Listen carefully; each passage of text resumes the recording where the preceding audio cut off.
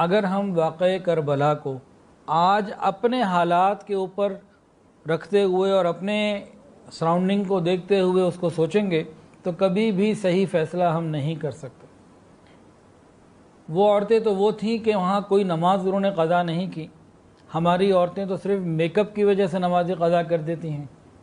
حضرت حسین رضی اللہ عنہ وہ تھے جنہوں نے عین موقع پہ جب کہ دشمن غالب آ چکا تھا، ساتھی شہید ہو چکے تھے، عصر کی نماز کا وقت آیا، نماز قضا نہیں کی، سجدے میں چلے گئے، نماز ادا کی۔ ہم تو کرکٹ کے لیے نماز ضائع کر دیتے ہیں، ویڈیو گیم کے لیے نماز ضائع کر دیتے ہیں، بلا وجہ نماز قضا کر دیتے ہیں۔ ہمارے لیے تو نماز قضا کرنا کوئی معاملہ ہی نہیں، ایسی قضا کر دیتے ہیں۔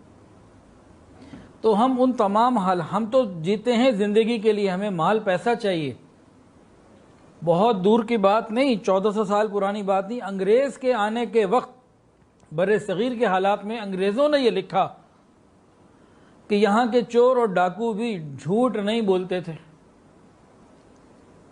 ہم تو ملاوٹ کے بھی بادشاہ ہیں اور 2 نمبری میں ہم نے پی ایچ ڈی کر لی ہوئی ہے، ہم کہاں ان پاک باز ہستیوں کو اپنے اوپر تولیں؟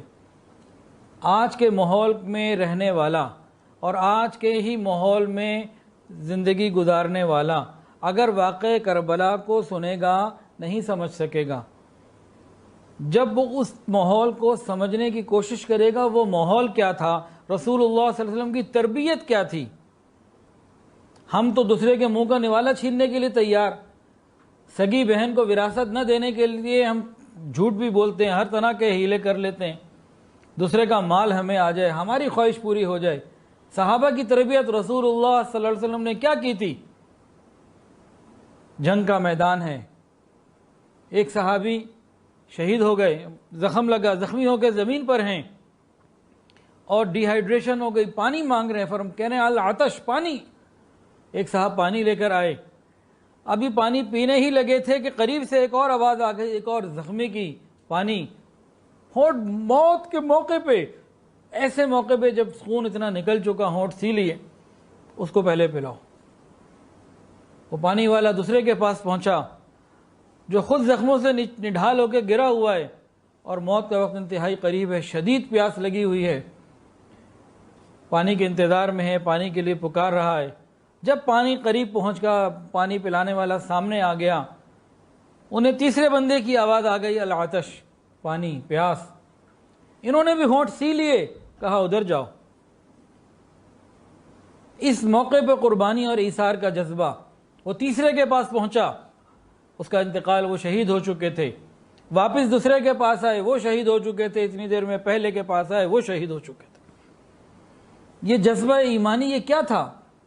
جب تک ہم اس کو نہیں سمجھ سکتے، کربلا کے واقعے کو ہم یقیناً نہیں سمجھ سکتے۔ جان دینا سعادت سمجھی جاتی تھی، صحابہ انتظار کرتے تھے کاش کوئی موقع ملے اور ہم اللہ کے راستے میں جان قربان کریں، اور ہم جان بچانا سب سے زیادہ ضروری سمجھتے ہیں کہ جان کسی طرح بچ جائے، چاہے جھوٹ بولنا پڑے، چاہے کچھ کرنا پڑے۔ بہت فرق ہے ہمارا اور ان کا۔ تو واقعہ کربلا کو سمجھنے کے لیے ہمیں رسول اللہ صلی اللہ علیہ وسلم کی تعلیمات کو سمجھنا ہوگا، اور صحابہ نے اس کو کتنا اختیار کر لیا تھا اسے سمجھنا ہوگا۔ یہ وہ مبارک ہستیاں تھیں۔ ایک صحابی کے گھر کہیں سے بکری کی سری آئی، گھر میں فاقہ تھا، آگے بھیج دی، انہوں نے اور آگے بھیج دی، انہوں نے اور آگے بھیج دی، ایک سری 7 گھروں کا چکر لگا لیا۔ جب تحقیق کی تو ہر ایک نے یہ بتایا کہ بھئی میرے خیال میں فلاں بندے کے گھر میں فاقہ تھا، تو میں نے کہا اس کو بھیج دو۔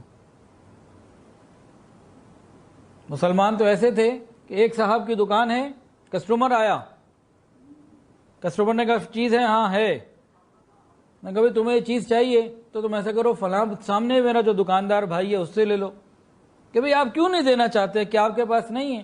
کہ ہاں ہے میرے پاس، لیکن میں اس لیے نہیں دینا چاہ رہا کہ میرا آج صبح سے اتنی سیل ہو گئی ہے، میرا آج کے دن کا میرا بیوی بچوں کا گزارا ہو جائے گا، وہ سامنے دکاندار بھائی ہے، اس کی ابھی بکری نہیں ہوئی ہے، اس کے بچے فاقے میں نہ چلے جائیں، تم اس سے لے لو، اس کا بھی کچھ گزارا ہو جائے۔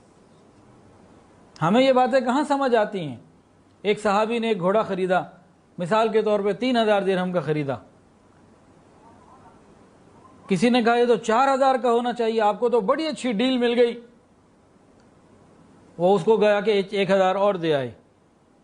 گھوڑا بہت شاندار تھا, لوگوں نے دیکھا یہ تو 4000 میں بھی سستا ہے. کسی نے کہا جی 5000 ہونا چاہیے, اس کو 1000 اور دے آئے.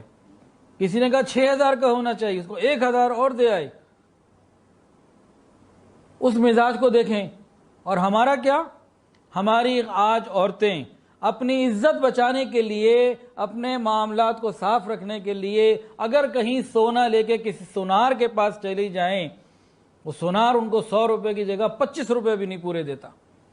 اس کو معلوم ہے کہ یہ اپنی عزت بچانے کے لیے آئی ہے, کسی کو بتا نہیں سکتی, پورا ناجائز فائدہ اٹھانے کی کوشش کرتا ہے.